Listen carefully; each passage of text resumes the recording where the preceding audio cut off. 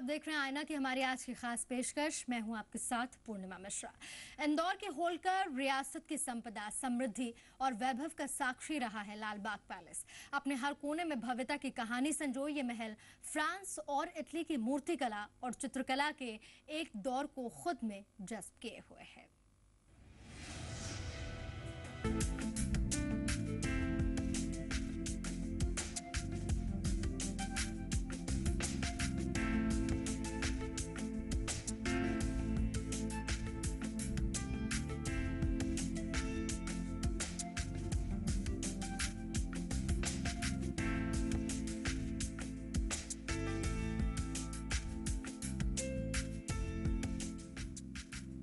इंदौर रंग, रौनक और खास रवायतों को संजोए शहर, जहां जिंदगी की हर रंगत अपने पूरे शबाब पर नजर आती है और इन्हीं तमाम रंगों के बीच बहुत करीने से संजो कर रखी गई है गुजरे वक्त की चमकदार स्मृतियां। आईना के इस सफर में आज हम आपको एक शानदार महल की सैर करवाएंगे।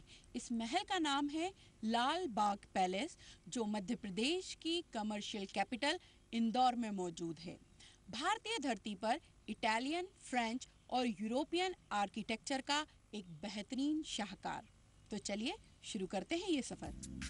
लाल बाग पैलेस इंदौर की सबसे शानदार ऐतिहासिक इमारतों में से एक है। नदी खान के तट पर दक्षिण पश्चिम की ओर शहर के बाहरी इलाके में ये 3 मंजिला इमारत अपनी बुलंद हैसियत के साथ मौजूद है। आलिशान राजसी वैभव को आत्मसात किए अपनी हर शय में बीते कल की खूबसूरती को बांधे एक जिंदा इमारत। लाल बाग 68 एकड़ के दायरे में फैला है, जिसमें 4 एकड़ में महल बना है। ये लाल बाग पैलेस कुल 68 एकड़ ज़मीन में है। 4 एकड़ में तो महल बना हुआ है, इसके साथ साथ बाकी 64 एकड़ ज़मीन खुले में है। होलकर वंश के शिवाजीराव होलकर ने 1886 से 1902 तक मुख्य लाल बाग पैलेस को तामीर करवाया था। महल को अंतिम स्वरूप 1902 से 1925 तक तुकोजीराव तृतीय ने दिया और 1926 में ये महल पूरी तरह सजकर बनकर तैयार हुआ। सूखे और धूल भरे उद्यान के बीच वास्तुकला की अनुपम मिसाल लाल बाग पैलेस आज भी होलकर शासकों की जीवन शैली और स्वाद को दर्शाता है। इंदौर से जो पहला अखबार प्रकाशित हुआ उसका नाम मालवा अखबार था। उसमें 1849 और 50 के कई अंकों में लाल बाग का उल्लेख हमको मिलता है। उसके बाद तुकोजीराव द्वितीय के जो प्रधानमंत्री थे बख्शी खुमान सिंह, उनके डेली डायरी में भी लाल बाग के उल्लेख आते हैं। लेकिन लाल बाग रेसिडेंशियल पैलेस के रूप में उस समय नहीं था, केवल राज परिवार का आमोद प्रमोद केंद्र था। गुलाब चक्कर यहाँ था, काफ़ी वैरायटी में गुलाब के पौधे यहाँ पे रोपे गए थे और लाल गुलाब के कारण इसका नाम लाल बाग ऐसा रखा गया।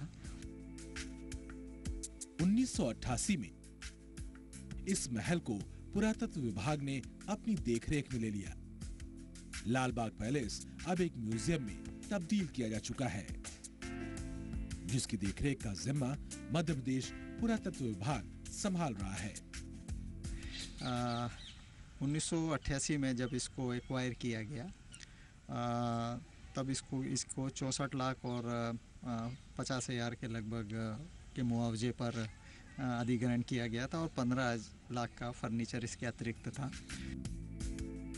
बदलते दौर ने लाल बाग पैलेस के आसपास की स्थितियों में खासा बदलाव किया। पहले आसपास वनों की घनी मौजूदगी इस महल के वातावरण को खासा ठंडा बनाए रखती थी। महल में कहीं भी पंखे नहीं हैं, क्योंकि उस समय इतना घना वृक्ष यहाँ पे थे कि ज़रूरत ही नहीं थी कि पंखे की, लेकिन टेबल फैन का उपयोग यहाँ होता था।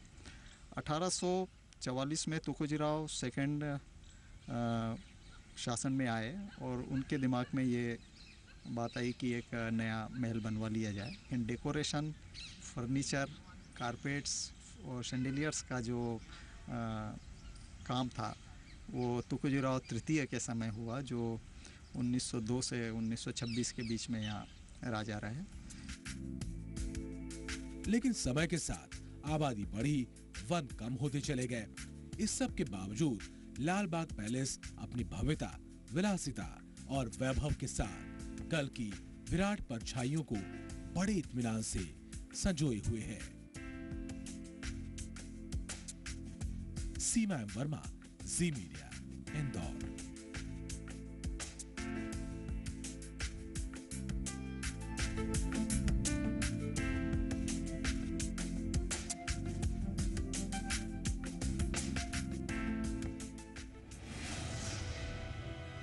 दरअसल देखा जाए तो इंदौर की धरती पर पाश्चात्य कला और संस्कृति की झलक देता है ये महल।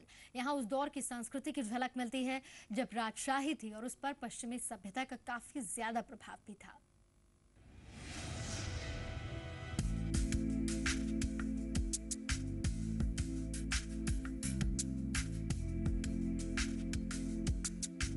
इंदौर की सालिशान ऐतिहासिक इमारत में दाखिल होने से पहले ही महल का भव्य दरवाजा बता देता है कि आप वैभव की एक अलग दुनिया में कदम रखने जा रहे हैं। दरवाजे के ऊपर और दोनों तरफ मेटल की खूबसूरत कारीगरी आपका ध्यान आकर्षित करती है। दरवाजे पर तुकोजीराव होलकर राजवंश का निशान TRH एम्बोसिस है। दरवाजे के पार आप पहुंचते हैं संगमरमर से बने रिसेप्शन एरिया में। इटालियन मार्बल, खूबसूरत कैंडल स्टैंड्स और गोल्डन कलर्ड नक्काशी किसी जादूगर के मायाजाल का हिस्सा लगती है। कोने पर सजे कैंडल स्टैंड से लेकर दीवारों पर उकेरी गई नक्काशी तक हुनरमंद कारीगरी की मिसाल पेश करती है। मुख्य हॉल में ही होलकर वंशजों की तस्वीरें बीते कल के चेहरों को जिंदा रखे हैं। सबसे पहले आपके कदम पड़ते हैं भव्य दरबार हॉल में। आपको लग रहा होगा कि हम फ्रांस या इटली के किसी रॉयल कासल में आ गए हैं। बिल्कुल नहीं, ये इंदौर का लाल बाग पैलेस ही है और हम मौजूद हैं इस पैलेस के दरबार हॉल में, जहां तुकोजी राव महाराज आम लोगों के साथ बैठक किया करते थे। भव्य दरबार हॉल होलकर राजा तुकोजीराव तृतीय का दरबार आम था। दरबार हॉल 1850 के आसपास बनना शुरू हुआ था। उस वक्त होलकर परिवार समर हाउस में इस्तेमाल होता था, लेकिन दरबार हॉल आज जिस खूबसूरती के लिए मशहूर है, उसे ये स्वरूप 1902 के बाद मिला। इसमें करारा ट्रेविंटेनो रोकी का इटालियन मार्बल का इस्तेमाल हुआ है। आज ये मार्बल इटली में भी नहीं मिलता। दरबार हॉल की छतों, दीवारों पर, पिलर्स पर प्लास्टर ऑफ पेरिस से खूबसूरत नक्काशी उकेरी गई है, जिसे सोने की कोटिंग से सजाया गया है। छतों पर कांच के खूबसूरत फानूस रोशनियां बिखेरते हैं। इसमें इटालियन मार्बल का यूज़ हुआ है। करारा, ब्रेशिका, ट्रेवेंटिनो, 3 टाइप के मार्बल्स इसमें यूज़ हुए। ऊपर आप देखें तो प्लास्टर ऑफ पेरिस का काम बहुत खूबसूरती से किया गया, जिसमें फल है, फ्रूट्स है, विभिन्न प्रकार के उसमें डिज़ाइंस बने हुए हैं। और नियो क्लासिक स्टाइल का इसमें फर्नीचर है, जिसमें 3 प्रकार की लकड़ियाँ यूज़ हुई है। इसमें टिक वुड, रोज वुड और महोगनी।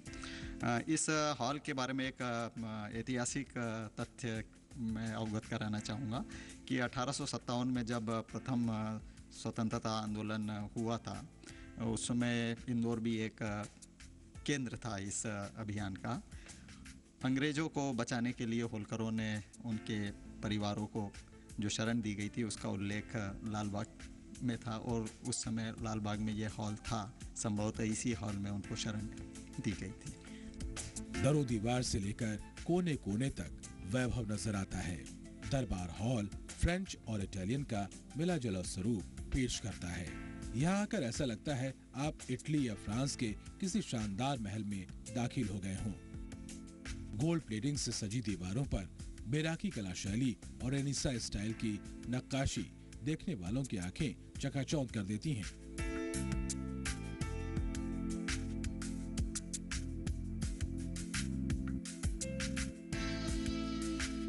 यहाँ सजाया गया फर्नीचर भी कम आकर्षक नहीं है। अच्छा, लाल बाग में हम एक चीज़ और देख रहे हैं फर्नीचर के अलावा कि यहाँ पर बहुत सारे सिटिंग अरेंजमेंट्स हैं। तो क्या काम आता था यहाँ पर?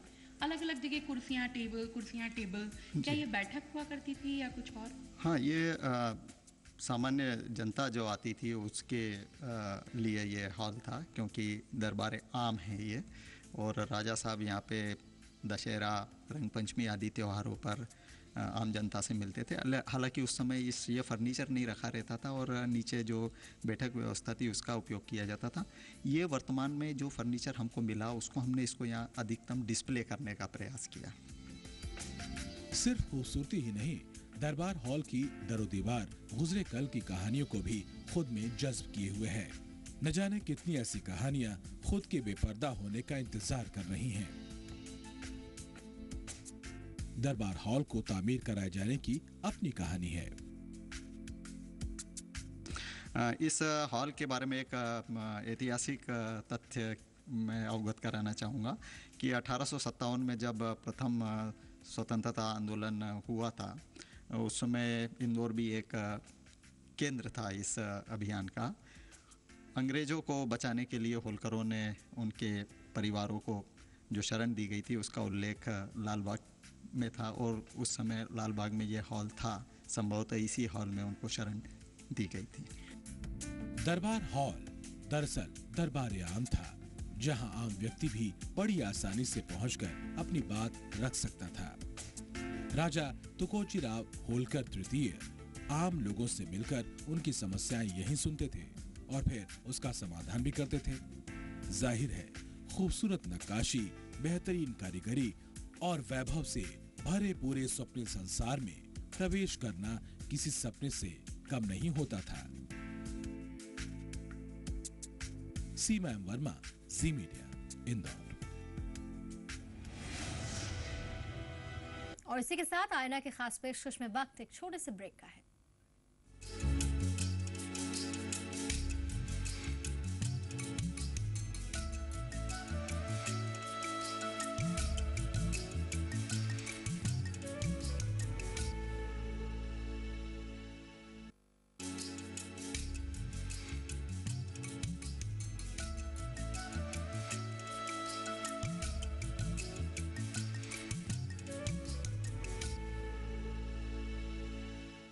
जैसे ही आप इस आलिशान महल के भीतर कदम रखते हैं, आप इस महल के सम्मोहन में कैद होकर रह जाते हैं। बारीक से बारीक कारीगरी और बेहद खूबसूरत फर्नीचर से सजा ये पूरा महल, जिसका हर कोना बीते कल की कहानी बयां करता है।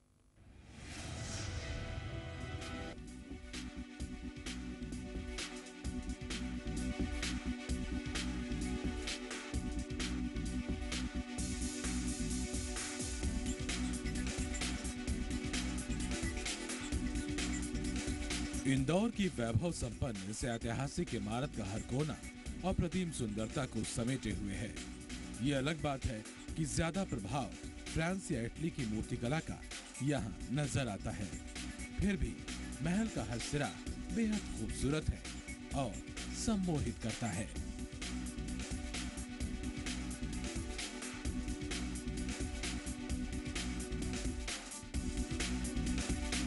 दरबार हॉल को जोड़ता हुआ ये एक गलियारा है। यहाँ भी कुछ बेहद खास चीजें आपको देखने को मिल सकती हैं, जैसे कि ये पेंटिंग्स जो इन गलियारों की दीवारों पर या कहे छत पर बनाई गई हैं। ये पेंटिंग्स ग्रीको रोमन स्टाइल में हैं और स्टेंसिल से बनाई गई हैं। सालों बाद भी आज इनका कलर और टेक्सचर वैसे ही बरकरार है जैसे सालों पहले जब इन्हें बनाया गया था तब था। यहाँ पर आप एक खास बात और नोटिस करेंगे कि यहाँ कहीं पे भी भारतीय देवी देवताओं का चित्रण नहीं किया गया है। ये सभी ग्रीक और रोमन देवी देवता या उनकी माइथोलॉजी से जुड़े हुए फिगर्स हैं।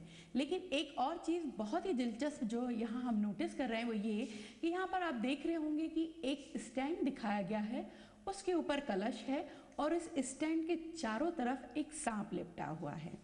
ये जो दीवार है, कहा जाता है इस दीवार के पीछे महाराजा तुकोजीराव होलकर का स्ट्रांग रूम यानी खजाने का कमरा था और भारतीय मान्यता के अनुसार खजाने और सांप का बहुत ही गहरा नाता रहा है।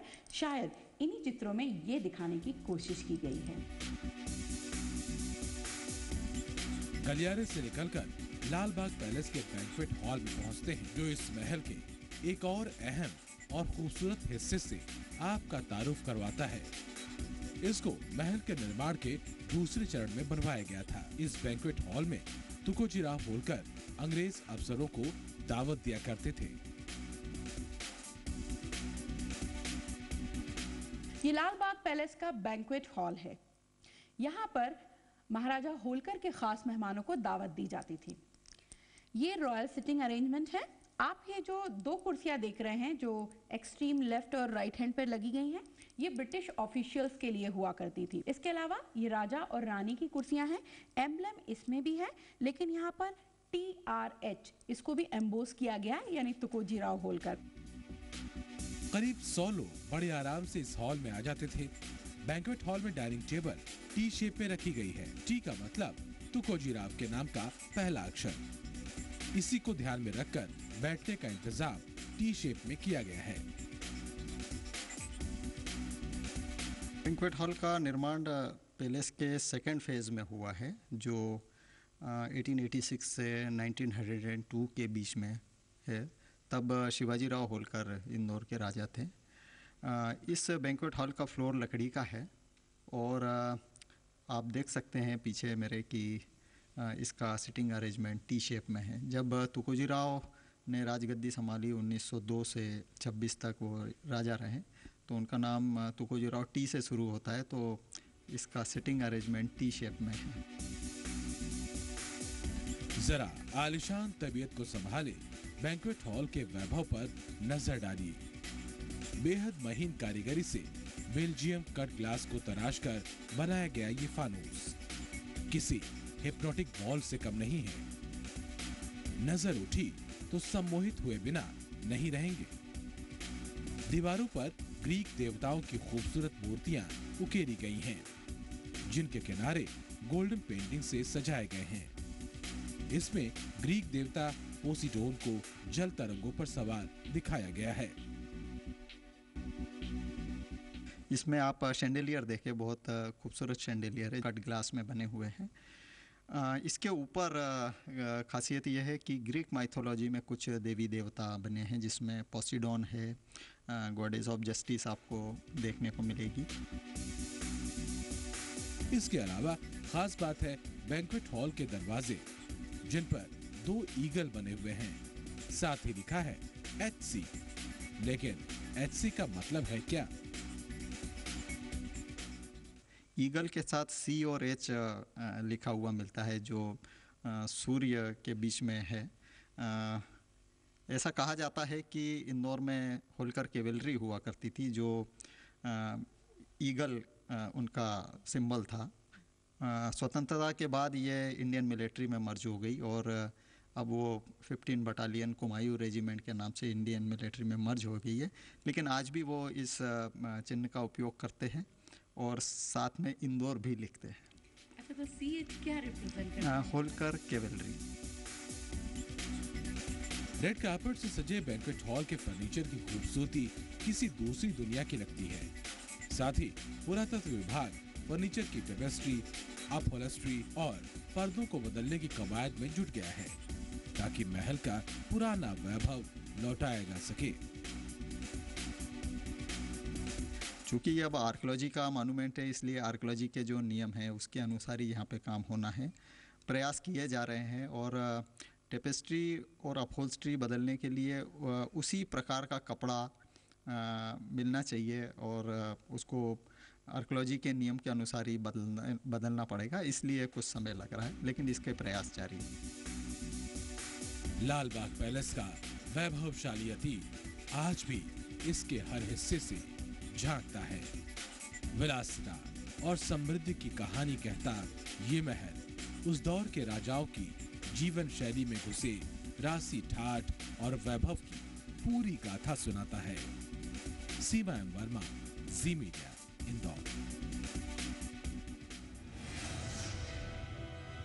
लाल बाग पैलेस अपनी शान के लिए पूरे देश में अलग ही पहचान रखता था।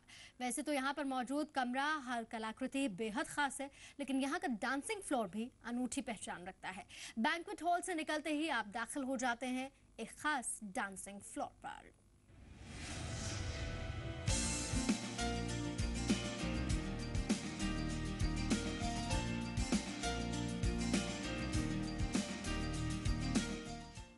लालबाग पैलेस के तमाम खास जगहों में से एक है डांसिंग फ्लोर। ये दरअसल मनोरंजन की दीर्घा है, आप इसे पार्टी की दीर्घा भी कह सकते हैं। यहाँ खास तौर से डांसर इकट्ठा होते थे और यहाँ मौजूद मेहमानों का नाच गाकर मनोरंजन करते थे। तो क्या सिर्फ इसलिए इसे डांसिंग फ्लोर कहते हैं? लाल बाग पैलेस का ये बॉल रूम है जो अपने आप में बेहद ही खास है। ऐसे देख के शायद आपको समझ में ना आए कि इसकी खासियत क्या है, तो हम बता देते हैं। इसकी खासियत है ये फ्लोर।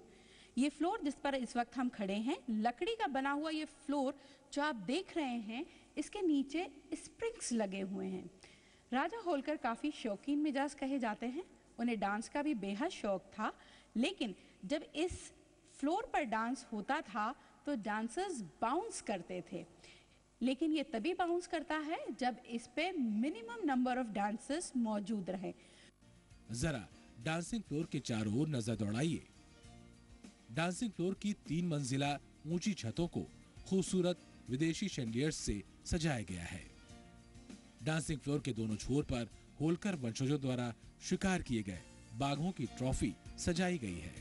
आगे बढ़ने पर एक और खूबसूरत हॉल आपका इस्तकबाल करता है। ये है वेस्टर्न स्टाइल में बनवाया होलकर फैमिली का personal dining hall. Dining hall की प्लास्टर ऑफ पेरिस से सजी छत पर इटालियन पेंटिंग्स बनी हैं, जिसके किनारे गोल्डन पेंटेड नक्काशी से उभारे गए हैं।